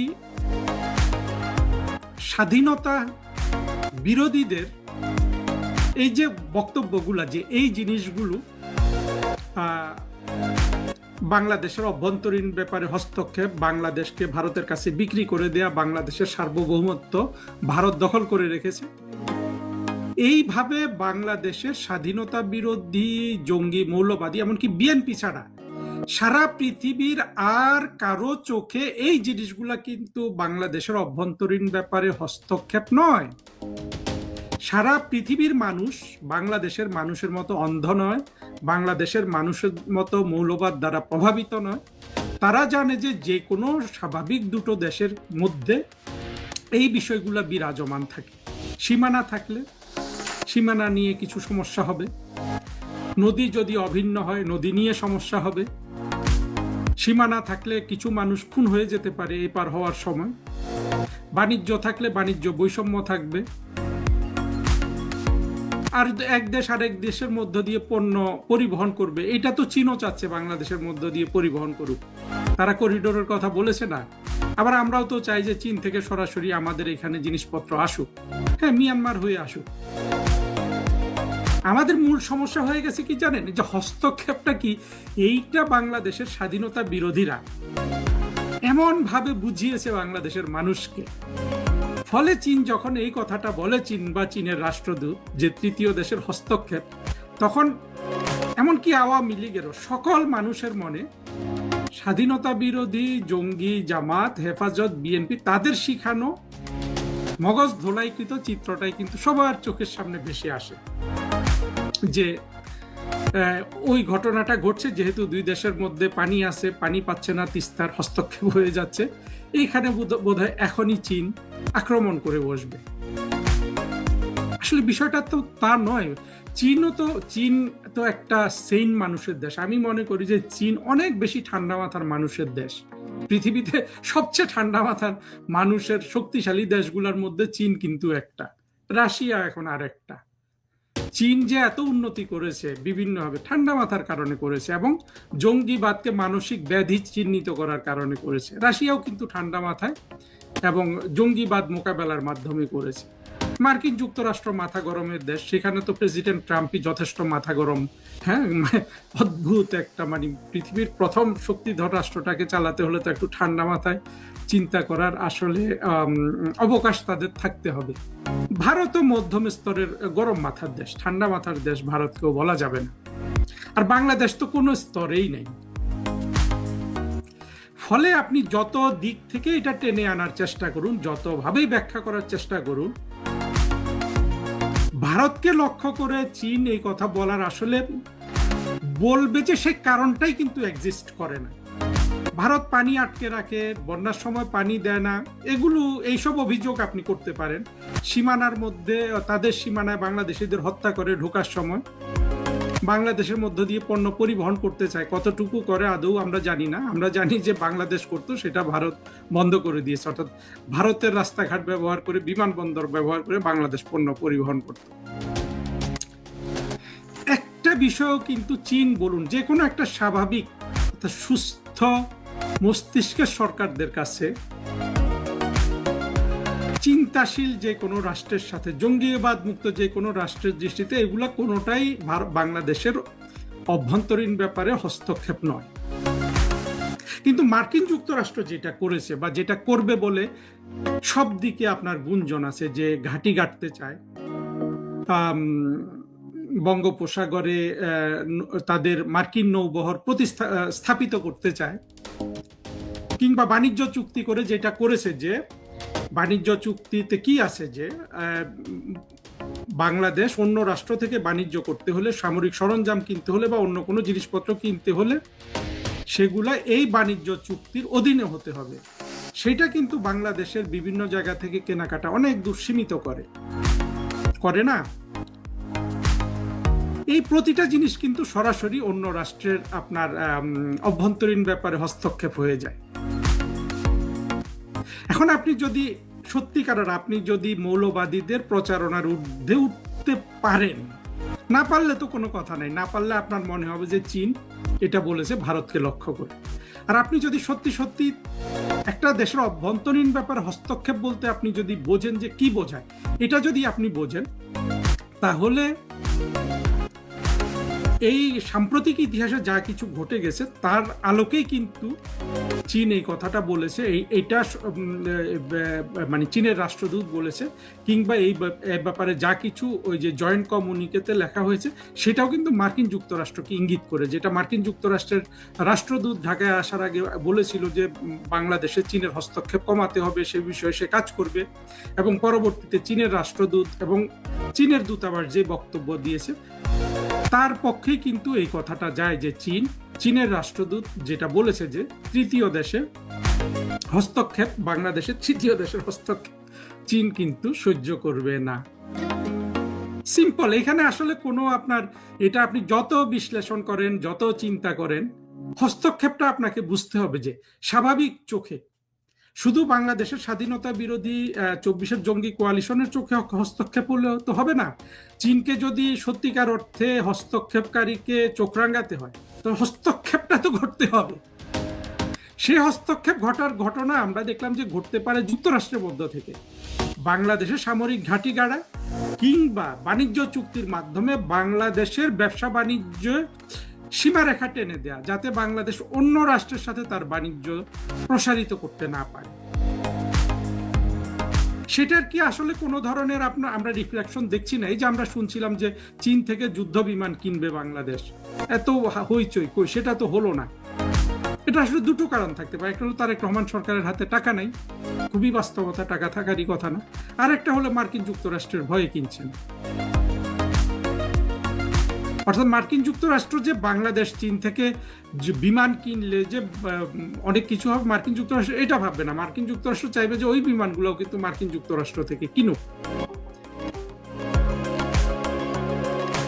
এই জিনিসগুলা আসলে চিন্তা মানুষকে, আমি আমার বন্ধুদের বলবো যে মানুষকে বোঝা না। আসলে দেখেন কত ধরনের অবুঝ, কত ধরনের লোকজন এইসব জিনিস বিশ্লেষণ করার জন্য বসে আছে, মানুষকে ভুল বোঝানোর জন্য আপনার। এবং মানুষ তো ফ্যান্টাসি করতে পছন্দ করে, বাস্তবতা কি, সত্যটা কি সেটা জানতে চায় না। আর এগুলো চিন্তা করার জন্য যেই পর্যায়ের আপনার বাস্তব জ্ঞান থাকতে হবে সেটা তো আসলে বেশিরভাগ মানুষের নাই। তারপরেও তারা বিশ্লেষণ করে, কেউ কিন্তু বুঝেও করে, আবার কেউ না বুঝে করে, কেউ কিন্তু সরাসরি বাংলাদেশের স্বাধীনতা বিরোধীদের সেন্টিমেন্টটা যাতে উজ্জীবিত থাকে সেই দিক থেকে এগুলো বিশ্লেষণ করে। এখন আসুন দেখেন চীন কি বলেছে। চীনের যে জয়েন্ট কমিউনিকে হয়েছে তারেক রহমানের ভিজিটের পর, সেখানেও কিন্তু সরাসরি এই ধরনের কোনো কথা নেই, ইন্টারফেয়ারেন্স শব্দটাই নেই।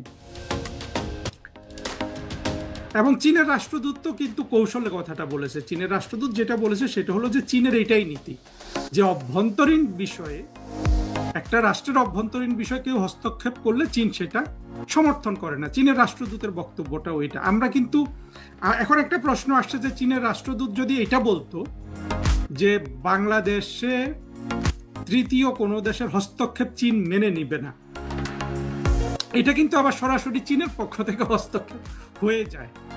আমি অবশ্য সেটা দেখার জন্য একটু খোঁজ খবর করলাম। আমি প্রথম আলোর খবরটা পড়লাম, আর চীন তার ফেসবুকে, চীনের রাষ্ট্রদূত তার ফেসবুকে যেটা পাবলিশ করেছে সেটা পড়লাম। আমি দুটো মিলিয়ে দেখলাম যে রাষ্ট্রদূত এখানে একজন কূটনীতিক হিসাবেই কথা বলেছেন। উনি বলেন নাই ওই ঘটনাগুলো বলেন নাই যে মানে তিনি যেটা বলেছেন সেটা স্বাভাবিক, সেটা তো বাংলাদেশেরও নীতি, মার্কিন যুক্তরাষ্ট্রেরও নীতি, পৃথিবীর সব দেশেরই আসলে ঘোষিত নীতি কিন্তু এগুলো। আরেকটা জিনিস বোঝেন, চীনের যদি ইচ্ছা থেকেও থাকে যে বাংলাদেশকে কেন্দ্র করে ভারতকে একটা শিক্ষা দিবে, কখনো রাষ্ট্রদূত আপনার এই সাংবাদিক সম্মেলন করে এইভাবে জিনিসগুলো ঘোষণা দিবে না, জানান দিবে না ভাই। এতটুকুন বুদ্ধি বিবেচনা আপনি তো অনেক দেশ থেকে আপনি আশা করতে পারেন, চীন থেকে তো পারেন। বাংলাদেশের অভ্যন্তরীণ বিষয়ে নাক গলায় আসলে মূলত পশ্চিমা রাষ্ট্রদূতগুলা, দরিদ্র দেশে মানে পশ্চিমের অনেক রাষ্ট্রদূত, তার হয়তো নিজের শার্ট কেনার পয়সা নেই, একটা স্যুট পরে সারাদিন ঘুরে ঢাকা শহরে, সেও কিন্তু বাংলাদেশের অভ্যন্তরীণ বিষয়ে হস্তক্ষেপ করে একটা কথা বলে। কেন বলে জানেন? কারণ হলো এই জিনিসগুলো আমরাই আশকারা দেই।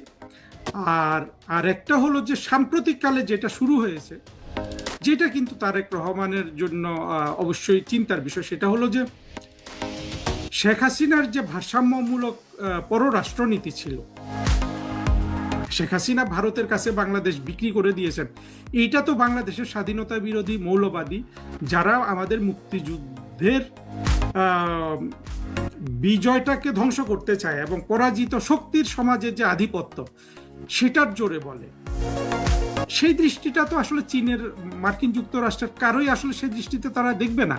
তারা এতগুলো কিন্তু বোঝেও না। বিশেষ করে মার্কিন যুক্তরাষ্ট্রের যেসব কূটনীতিকরা ঢাকায় চাকরি করে, ওদের যে শিক্ষা দীক্ষা চিন্তার বহর, সেখানে এইসব গভীর জিনিস কিন্তু প্রবেশ করারও কোনো সুযোগ নাই। কিন্তু নাই দেখে কিন্তু মার্কিন যুক্তরাষ্ট্র প্রতিটা জায়গায় কিন্তু ফেল করছে। দেখবেন যে তাদের কূটনীতিতে, তাদের জ্ঞানের জগতে, বুদ্ধির জগতে। আমি আশা করি যে চীন অন্তত এই জিনিসগুলো একটু গভীরভাবে দেখে। আমি জানি না দেখে কিনা, চীন সম্পর্কে আমার মানে আমি ধারণা করি আর কি, এবং ধারণা করাটা যৌক্তিক আমি মনে করি। কিন্তু তারেক রহমান এবং ইউনূস যেটা করেছে, বিশেষ করে বাণিজ্য চুক্তি, পরবর্তীতে বোয়িং কেনা সহ, এবং সত্যি সত্যি বাণিজ্য চুক্তির স্পিরিটে যদি তারেক রহমানের সরকার এগিয়ে যায়, তাহলে কিন্তু পশ্চিমা রাষ্ট্রদূতগুলা, মার্কিন রাষ্ট্রদূতগুলা আরো অনেক বেশি আপনার লাগামহীন বক্তব্য বাংলাদেশে দিবে, যেটা অভ্যন্তরীণ বিষয়ে হস্তক্ষেপের শামিল হবে।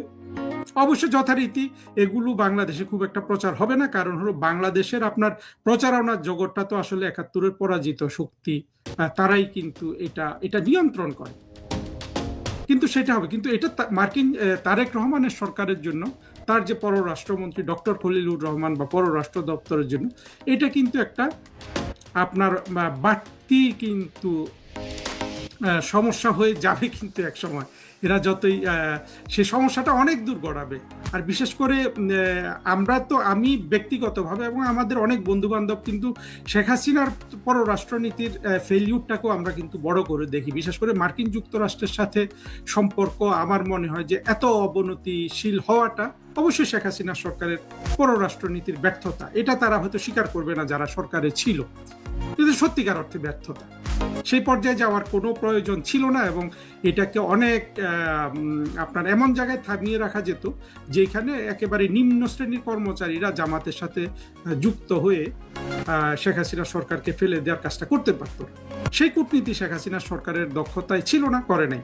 কিন্তু তারপরও সেটার মধ্যে এক ধরনের আপনার নীতিগত দক্ষতা ছিল, কি যে কোনো পরাশক্তির উপর পরিপূর্ণ নির্ভরশীল হওয়া যাবে না, না ভারতের উপর, না যুক্তরাষ্ট্রের উপর, না চীনের উপর, না রাশিয়ার উপর। তারেক রহমানেরও কিন্তু ইনহেরেন্টলি এটাই পররাষ্ট্রনীতি হতে হবে। সরকারে গেলে এগুলো বোঝা যায়। আপনি বাইরে থেকে যতই বলেন, যখন একজন সরকার গঠন করে ফেলে তখন কিন্তু তার ইনার কম্পালশনটা এটাই বলে। শেখ হাসিনার যেটা কম্পালশন ছিল যে কারোর প্রতি ঝোঁকা যাবে না, তারেক রহমানেরও কম্পালশন সেটাই থাকবে। তৌহিদ হোসেন এটা শুনেন নাই? তৌহিদ হোসেন বলেছিল না যে এই যে তিনটা শক্তি, চীন, ভারত, যুক্তরাষ্ট্র, এদের থেকে সমান দূরত্ব বজায় রেখে দেশ চালানো, এটাই হবে তারেক রহমান সরকারের সবচেয়ে বড় চ্যালেঞ্জ। সেই চ্যালেঞ্জটা অনেক বেশি দুরূহ হয়ে গেছে মোকাবেলা করা এই বাণিজ্য চুক্তির মাধ্যমে, এবং ইউনূসের লাগামহীন যুক্তরাষ্ট্র কেন্দ্রিক তার প্রোটেকশনের জন্য যে ধরনের কাজকর্ম ইউনূস করে গেছে এবং যার ধারাবাহিকতা তারেক রহমানও রেখেছে, সেই জায়গাটাই হয়ে গেছে তারেক রহমানের সরকারের জন্য বড় চ্যালেঞ্জ। ফলে ভবিষ্যতে সেই জায়গাটার দিকে আমাদের খেয়াল রাখতে হবে। যদি এইভাবে আপনারা চিন্তাগুলো করেন তখন কিন্তু আসলে চীনের রাষ্ট্রদূত কি বলছে বা কোন দেশের রাষ্ট্রদূত কি বলছে সেগুলো আপনারা ভালোভাবে বুঝতে পারবেন। শেখ হাসিনা কিভাবে ফেরার কৌশল আঁকছেন এই সম্পর্কে আমরা কোনো একটা প্রেডিকশন বা কোনো ধারণা আপনার কাছ থেকে পেতে পারি কিনা? কারণ তিনি ফিরছেন, যেটা যারা বিশ্বাস করেন বাংলাদেশের ভেতরে অনেকে বিশ্বাস করেন, এবং তারা খুব স্পষ্টত বলছেন যে শেখ হাসিনা ফিরছেন, বলছেন মানে তিনি ডিসেম্বরের মধ্যে ফিরবেন। আপনার কাছে একটু জানতে চাই যে কি কৌশল এমন আছে বা থাকতে পারে যে কৌশলে শেখ হাসিনা ফিরে আসবেন? আসলে যেটা আপনাদের ওই এনডিটিভিতে ওনার ওই সাক্ষাৎকার নামে ব্যাপারটা প্রচারিত হওয়ার পর থেকে ব্যাপারে আগ্রহ তৈরি হয়েছে।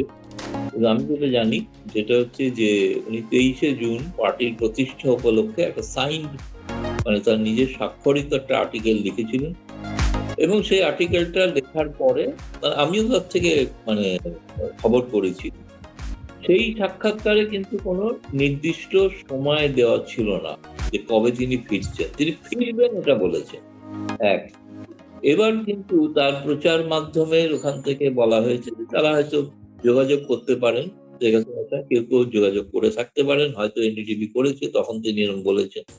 এর আগেও আমি নিজে যখন তার সাক্ষাৎকারও নিয়েছি, আমি স্পেসিফিক্যালি জিজ্ঞেস করেছিলাম যে আপনি 2026 সালে 17ই মে হলো আপনার প্রত্যাবর্তন দিবস, কিন্তু আপনি ফিরতে পারেননি, তাহলে 2027-এর 17ই মে কি ফিরবেন? এর আশা করা যায়? সেই উদ্দেশ্যে তিনি কিন্তু তখন তিনি তার জবাবে আমাকে বলেছিলেন যে আমি কোনো নির্দিষ্ট সময় বলছি না। এটা আমার পরে মনে হয়েছে যে এটা একটা তার গোপন রণনীতির বিষয়, এবং সেটা তিনি প্রকাশ্যে মিডিয়ার মাধ্যমে ঘোষণা করে, এরকম নয় যে বাংলাদেশ যখন স্বাধীন হয়েছিল 71 সালে যেরকম ঘোষণা করে শেখ হাসিনা বঙ্গবন্ধু ফিরলেন বাংলাদেশে, মানে ভারত হয়ে, সেটা ঘোষিত অনুষ্ঠান ছিল। কিন্তু তারপরেও 1981 সালেও যখন শেখ হাসিনা ফিরেছেন, সেটাও কিন্তু মনে হয় তখন কিন্তু জিয়াউর রহমান সরকার ক্ষমতায়, এবং সেই সময় তিনি ফিরেছিলেন নিশ্চিত সেই সরকারের ওপর একটা চাপ ছিল বা সম্মতি ছিল তিনি যাতে ফিরে আসতে পারেন। ফলে আমার কাছে যেটা মনে হচ্ছে সেটা হচ্ছে দুটো জিনিস। এক হচ্ছে একটা গোপনে ফেরার প্রস্তুতি, আর একটা হচ্ছে যদি নেপথ্যে কোনো আলাপ আলোচনা করে কোনো ডিল হওয়ার সম্ভাবনা যদি থাকে, যেটা প্রকাশ্যে কোনো বিএনপিও বলবে না, আওয়ামী লীগের নেতারা সবাই জানেন কিনা আমার সন্দেহ আছে, একমাত্র বঙ্গবন্ধু পরিবার মানে শেখ হাসিনা তার পরিবারের ঘনিষ্ঠ লোকেরাই হয়তো জানেন সেই পরিকল্পনা। তবে এটা ঠিক, তিনি যখন বারবার বলছেন, সকলেই মনে করে যে শেখ হাসিনা সাধারণত যেটা বলেন সেটা তিনি বাস্তবায়ন করেন, সেটা করবেন না এমন নয়, কিন্তু সকলেই অপেক্ষা করে আছেন যে ডিসেম্বরের কথাটা বেশি প্রচারিত হয়েছিল। এখন তিনি এবারেও বলেছেন এবছরের মধ্যে এনডিটিভি সাক্ষাৎকারে। আমার মনে হয় এক্ষেত্রে অনেক বেশি সুবিধা। আমি তো জানি যে তিনি ফিরবেন ঠিকই, কিন্তু কিভাবে ফিরবেন, কবে ফিরবেন সেটা আমি জানি, সেটা আমাকেও বলেনি। আমার মনে হয় আপনাদেরও উচিত যে বাংলাদেশের যারা সাংবাদিক তারা কিন্তু যারা ইন্টারভিউ নিচ্ছেন তাদের কাছ থেকে যদি একবার জেনে নেন যে এনডিটিভি কারোর সঙ্গে যোগাযোগ করে যে আপনারা খবর করেছেন, আপনাদের এটা সাক্ষাৎকার নিতে চাই, তাহলে তারা হয়তো ব্যাখ্যা করতে পারবে যে সত্যি এই বছরে 2026 সালের ডিসেম্বরের মধ্যেই তিনি ফিরছেন, কিন্তু তার পার্টির আমি বলতে পারি একটা প্রস্তুতি আছে। সেই প্রস্তুতিটা কেমন? প্রস্তুতিটা প্রথম হচ্ছে আপনি লক্ষ্য করবেন খুবই মিডিয়ার অগোচরেই, খুব একটা মিডিয়া তো খবর প্রকাশ করা যায় না, বাংলাদেশে প্রকাশ করা যায়। নিষিদ্ধ আওয়ামী লীগ আর কিন্তু কমিটিগুলোর পুনর্গঠন চলছে। সেন্ট্রাল কমিটি এখনো হবে, কিন্তু বিভিন্ন জেলা ভিত্তিক যে কমিটিগুলো হচ্ছে তাদের কিন্তু ছাত্রলীগের বহু নেতা কিন্তু আসছে, এবং তাদের নাম কিন্তু ঘোষণাও করা হচ্ছে কারা হবে। ঘোষণা হয়নি যে তা, আবার কিছুদিন হলো আমি দেখছি একটু বন্ধ আছে ঘোষণা।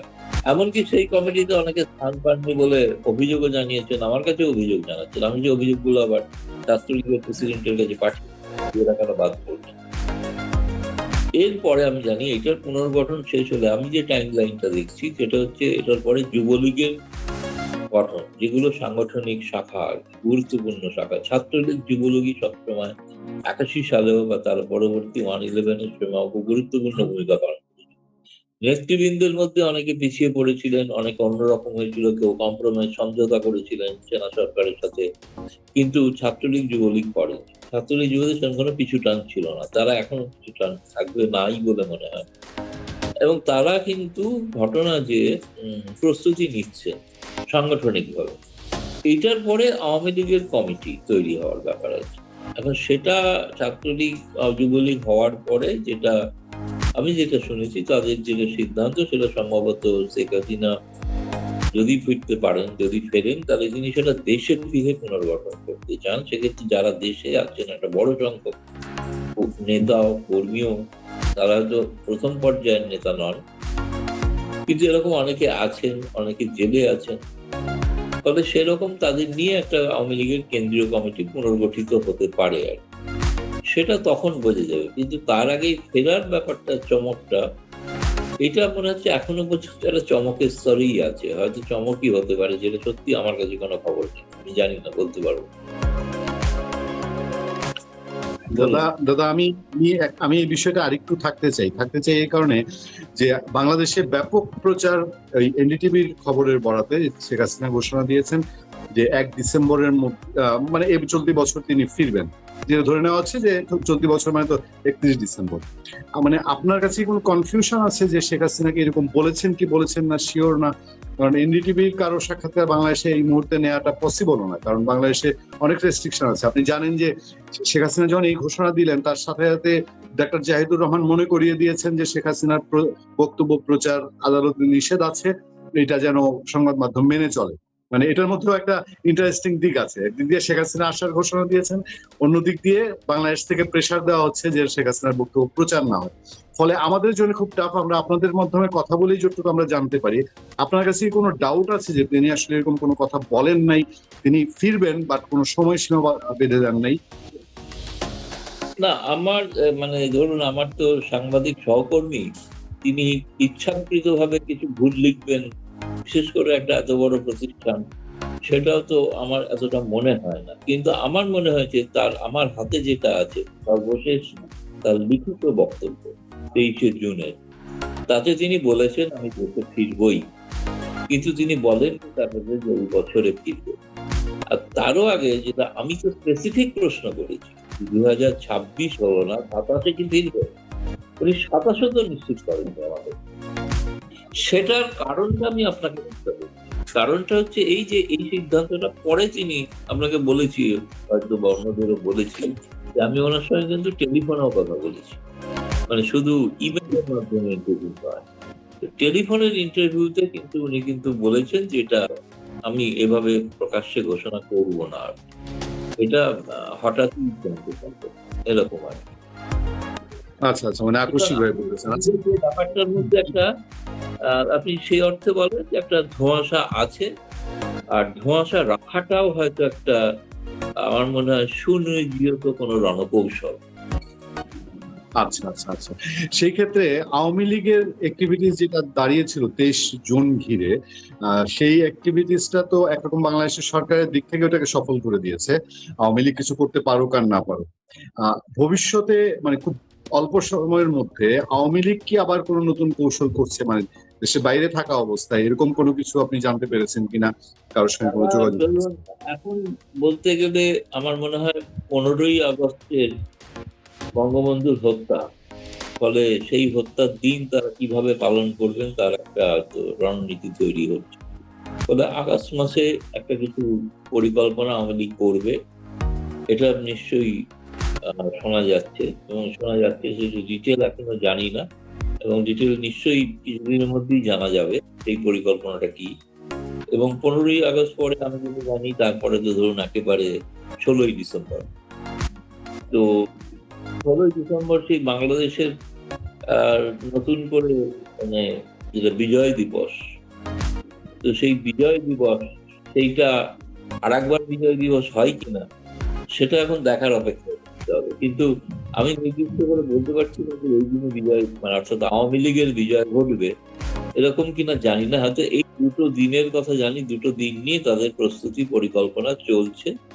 এবং আপনাকে আমি এটাও বলছি যে, এবং এটা যে খুব একটা আমি যেটাকে আমি যেটা বুঝেছি বা কথা বলে অনেকের থেকে শুনে যেটা আমি অনুমান করছি, নিছক সবটা হয়তো শেষ পর্যন্ত গণতান্ত্রিক পথে নাও থাকতে পারে, মানে সহিংসতাও ঘটতে পারে।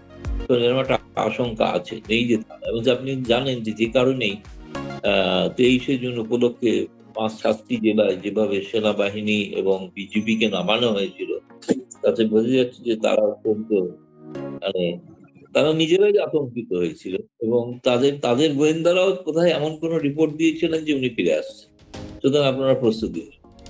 তো সেরকম ঘটনা, সেই গোয়েন্দা রিপোর্টের ভিত্তি, সেনাবাহিনীর তো গোয়েন্দা আছে, আপনি ভালো করেই জানেন, ডিজিএফআই আছে, এনএসআই আছে, তারা হয়তো খবর দিয়েছিল ভয়ঙ্কর কিছু ঘটতে পারে। নাহলে এরকম 7টা জেলায় সেনাবাহিনী দিয়ে মুড়ে দেওয়া, মনে হচ্ছে যুদ্ধক্ষেত্র আবার একটা তৈরি হলো। তো সেরকম তিন দৃশ্য তো হওয়ার পেছনে নিশ্চয়ই তাদের কাছেও কোনো একটা ইনপুট আছে। সবচেয়ে ভালো খবর তো তারা রাখবেন, তারা জানেন সত্যি কি ঘটবে। আমার মনে হচ্ছে আবার হয়তো 15ই আগস্টে কিছু ঘটনা ঘটতে পারে বলে মনে হয়, ইমিডিয়েটলি, এখনই, আগামী দিনের জন্য যেটা দেখছি। বাংলাদেশে শেখ হাসিনার এই ফিরে আসার কথা বলা বা তা আওয়ামী লীগের আবার একটু নাড়াচাড়া দেওয়ায় দেখা গেছে যে বিএনপি এবং জামাতে ইসলাম কাছাকাছি চলে এসছে। অনেকে আমাদের দেশেও আলোচনা হচ্ছে যে এটা ওই মেসির তারপরে রোনালদোর মিউচুয়াল আন্ডারস্ট্যান্ডিং বা একটা আমি তুমি গেমের মতন সংসদে অনেকটা আন্ডারস্ট্যান্ডিং এ চলা, বাইরেও আন্ডারস্ট্যান্ডিং এ চলা, এবং আলটিমেটলি তাই বিএনপি যেই টোনে কথা বলছে, জামাতে ইসলামী, এনসিপি একই টোনে যে শেখ হাসিনা আসলে এই হবে সেই হবে, ফেরানোর চেষ্টা। আপনার কি মনে হয় যে যেই শক্তি এখানে এখন আছে এইটা ফেস করার এই মুহূর্তে আওয়ামী লীগের সক্ষমতা তৈরি হয়েছে? না, আওয়ামী লীগের সক্ষমতা আছে, সক্ষমতাকে তাকে সবুজ সংকেত দেওয়া হচ্ছে কিনা সেটা হচ্ছে একটা ব্যাপার। কারণ এটা ঘটনা, আওয়ামী লীগকে যদি বলা হয় তারা নেমে পড়তে নামে, সেক্ষেত্রে এরা যে কারণেই কাছাকাছি হচ্ছে সেই কারণটাই হচ্ছে বিএনপি বা জামায়াতের এরা এক হলেও তো আওয়ামী লীগকে কোনো প্রতিহত করতে পারেনি কোনোভাবে। যদিও আওয়ামী লীগ ক্ষমতায় ছিল, তাদের একটা অ্যাডভান্টেজ ছিল ঠিকই, কিন্তু এটা ঘটনা যে সেটা তারা জানেন, এবং তাদের এই যে বিরোধী দল হিসেবে থাকাটা, এটা গোটাটাই আমার কাছে মনে হয়েছে যে একটা মানে অ্যারেঞ্জমেন্ট সহ, মানে একটা সরকার পক্ষ আর একটা সরকার পক্ষের বিরোধী দল। সরকার পক্ষের মানে রাজনৈতিক দিক থেকে বিরোধী দল, যেরকম একসময় শেখ হাসিনার সময় ছিল না, বিরোধী দল ছিল না, তারা তো মন্ত্রিত্বও করেছে, তাই না? রতন মন্ত্রীও ছিলেন। তো এখন এটা বাংলাদেশে এরকম একটা ঘটনা ঘটে থাকে, কিছু মেকি বিরোধী দল থাকে যারা বিরোধী দল নয়। কিন্তু একটা ঘটনা না একটু আমার বলা রাখা ভালো, যে কতগুলো ঘটনা ঘটছে, বিশেষ করে এই সম্প্রতি তারেক রহমানের মালয়েশিয়া এবং চীন সফর, এবং সেক্ষেত্রে বেশ কিছু এখানে এখনো যদিও ভারত সরকার অফিসিয়ালি কোনো মন্তব্য করেনি, কিন্তু মন্তব্য পরে হয়তো করতে পারে, যদি যাতে কতটা ভারত উদ্বিগ্ন তখন হয়তো বোঝা যাবে। এখন আপাতভাবে মনে হচ্ছে সেরকম উদ্বিগ্ন নয়, কিন্তু গতকাল যে ওই শেখ হাসিনার পন্থী এবং জাসদ পার্টিতে ইনুর যে কারাদণ্ড দেওয়া হলো, এই বিষয়টা একটু ভারতকে নাড়িয়েছে তা নয়, যে মনে হচ্ছে যেন একতরফা ভাবে একটা সরকার অনেক কিছু করে, সবটা তারেক রহমানের হাতে নেই, তারেক রহমানকে অন্য কেউ কোনোভাবে পরিচালনা করছে। আপনি হয়তো জানেন তো, মানে বাংলাদেশে তারেক রহমান সরকার ক্ষমতায় আসার পর প্রথমে ধারণা হয়েছিল যে চাঁদাবাজিটা থাকবে না, তাই না? কিন্তু এখন চাঁদাবাজি ঘটছে, এবং এই এনসিপি নেতারাই করছে। সেটা হচ্ছে কি করছে, তারা শিল্প করছে, ব্যবসায়ীদের, প্রখ্যাত এক শিল্প সংস্থাকে তিনি হুমকি দিচ্ছেন, মেম্বার অফ পার্লামেন্ট, তাকে চাঁদা দিতে হবে, চাঁদা না দিলে তিনি তার ব্যবসার কাজ করতে দেবেন। সংবাদপত্রে প্রকাশ করেছে বাংলাদেশ, অবশ্য সংবাদপত্র পড়েই জানছি। ফলে তিনি প্রভাবশালী একজন এমপি, যার পক্ষে দাঁড়িয়ে আছেন জামায়াত ইসলামী, তিনি প্রকাশ্যে হুমকি দিচ্ছেন তাকে যেভাবে টাকা দেওয়া হতো, প্রথমে শুরুতে এলা দিয়েছিলেন একটা কারণে, নিজের ব্যবসায়িক প্রতিষ্ঠান রক্ষা করার জন্য। কিন্তু সেটা তারা নির্বাচনের পর তারা দেখেছেন একটা নির্বাচিত সরকার এসে সেই চাঁদা দেওয়াটা বন্ধ করে দিচ্ছিল, কিন্তু তারপরেও সে চাঁদা তারা চেয়েই চলেছে। হয়তো সাধারণ মানুষের রাস্তায় হয়তো আমাকে আপনাকে হয়তো লুটপাট করবে না, কিন্তু বড় শিল্পপতি ব্যবসায়ী তাদের থেকে মোটা অঙ্কের টাকা চাইছেন, এই অভিযোগ দিয়ে যে একসময় এরা ফ্যাসিবাদী সরকারকে সমর্থন করে। ব্যবসায়ীরা পৃথিবীতে যে সরকারই আছে তাকেই সমর্থন করে, কারণ তাদের ব্যবসার স্বার্থে। জামায়াত ইসলামী সরকার হলেও তাকেও সমর্থন করবে, সেরকম তাই তো ব্যবসা করতে হবে না, তাদের রাজনীতি করছে না কেউ। সেই ব্যবসায়িক প্রতিষ্ঠানের মালিক কয়েকজন হয়তো হয়ে যান এমপি টেমপি, সবাই তো সেই লক্ষ্যে করেন না, তাদের ব্যবসায়িক প্রতিষ্ঠানের স্বার্থে যেটা করছে। দ্বিতীয়ত একজন আওয়ামী লীগের সাবেক এমপি, সাবেক এই কারণে, তার এমপি তো নেই, সাবেক এমপি জামালপুরে, তাকে গ্রেপ্তার করা হলো এত কাজ, কেন জানেন? চাঁদা দেওয়া হলো। তার উপর তার ব্যবসার অবস্থা ভালো না, তার সঙ্গে আমার যোগাযোগ ছিল, কথা হচ্ছিল, বলছে করবো কি, আমি কত, মানে আমার দিতে পারি, কিন্তু দেওয়ার একটা ক্ষমতা আছে, আমি কত যে চাইছি সেটা দেওয়া সম্ভব না, এবং সেটা না দেওয়া তাকে এত কাল বাদে একটা কোন একটা কোথাকার নিউ মার্কেট বিস্ফোরণের মামলায় জড়িয়ে তাকে মামলা দিয়ে, তার এখন শুনলাম গতকাল প্রথমে 3 দিনের রিমান্ড হয়েছিল থানায়, তারপরে তাকে নিয়ে যাওয়া হয়েছে জেলে। এই ঘটনাগুলো তো একটা অরাজক বাংলাদেশের ছবি। তারা ভাবছেন যে কেউ বাংলাদেশে ছাপছে না বলে কেউ জানবে না, গোটা দুনিয়া জানছে। আপনি যদি জানেন গত 3 দিন আগে ইউরোপিয়ান পার্লামেন্টে একটা আলোচনা হচ্ছে, যে আলোচনার বিষয়বস্তু ছিল বাংলাদেশের বর্তমান এবং সেখানকার বক্তারা সবাই যে আওয়ামী লীগের বক্তা তা নয়, আওয়ামী লীগ পন্থী বক্তাও ছিল, ভারতীয় ছিল কেউ কেউ, এবং তার সঙ্গে বিদেশি অনেক ইউরোপিয়ান পার্লামেন্টের সদস্য ছিলেন।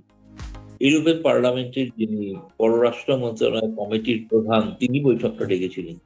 একটা আন্তর্জাতিক সেমিনার হয়েছে, সেখানে তীব্র সমালোচনা করা হয়েছিল। এই কয়েকদিন আগে দেখতে পাচ্ছেন যে কমিটি অফ জার্নালিস্ট তারা এই সাংবাদিকদের আটক রাখার বিরুদ্ধে প্রতিবাদ জানিয়ে তারা চিঠি দিয়েছেন তারেক রহমান সরকারকে, তা কোনো প্রতিকার হচ্ছে। তো যদি আপনি মিডিয়াকে জেলবন্দি করে দাবি করেন এটা গণতন্ত্র, এটা হাস্যকর গণতন্ত্র না। এমন গণতন্ত্র তো হিটলারও দেখে গেছে কিনা। ফলে এটা তো একটা ভাবা দরকার না, তাদের তাদের ধারণা যে তারা একটা সময় মুখ বন্ধ করে কিছু চেপে রাখা যায় না।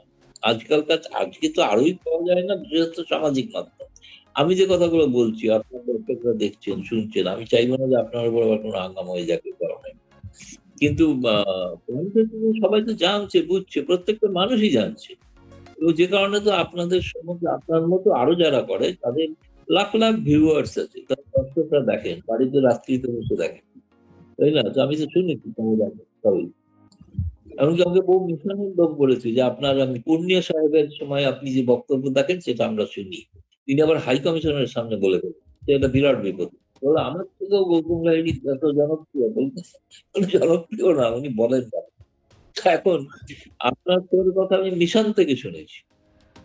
তো সুতরাং আমি বুঝতে পারছি তো মানুষকে তো বোকা ভাবলে তো ভুল হয় না, মানুষ বোকা না, মানুষ সবই বুঝছে। এখন খুব নীরবে রয়েছে বলে তারা ভাবছেন যে খুবই নিরবচ্ছিন্ন ভাবে চালিয়ে যাচ্ছে সরকার। এটা নয়, এটা এক ধরনের বলা হয় না শান্তি, শ্মশানের শান্তির মতো।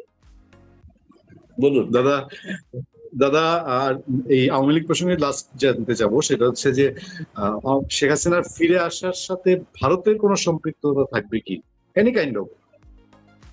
না, ভারতের সাথে সম্পৃক্ত থাকবে মানে তিনি ভারতে আছেন, ভারত সরকারের ঘোষিত নীতি হলো তিনি যেদিন যেখানে যেতে চাইবেন সেখানে যাওয়ার ব্যবস্থা তারা করে দেবে। এটা ঘটনা, ভারত ব্যবস্থাটা করে দেবে। কিন্তু তিনি যখন চলে এসেছিলেন বাংলাদেশ থেকে, তখন তো বাংলাদেশের সেনাবাহিনী তাকে পাঠিয়েছিল এবং তারা জানিয়েছিল ভারতকে, এবং ভারত সাদরে তাকে আমন্ত্রণ জানিয়েছেন, গ্রহণও করেছেন, তো তাকে আশ্রয় দিয়েও রেখেছেন, তাই না? ফলে তিনি যখন যেতে চাইবেন যার মতো পরিবেশ পরিস্থিতি হলে, এবং ভারত সরকার নিশ্চয়ই যে কারণে তাকে ফেরত দিচ্ছেন না তার কারণ হচ্ছে তার জীবনের নিরাপত্তা রয়েছে, বিষয়টা প্রধান। ফলে জীবনের নিরাপত্তা লঙ্ঘিত হলে সেরকম অবস্থায় ভারত সরকার কি করবে বলা মুশকিল।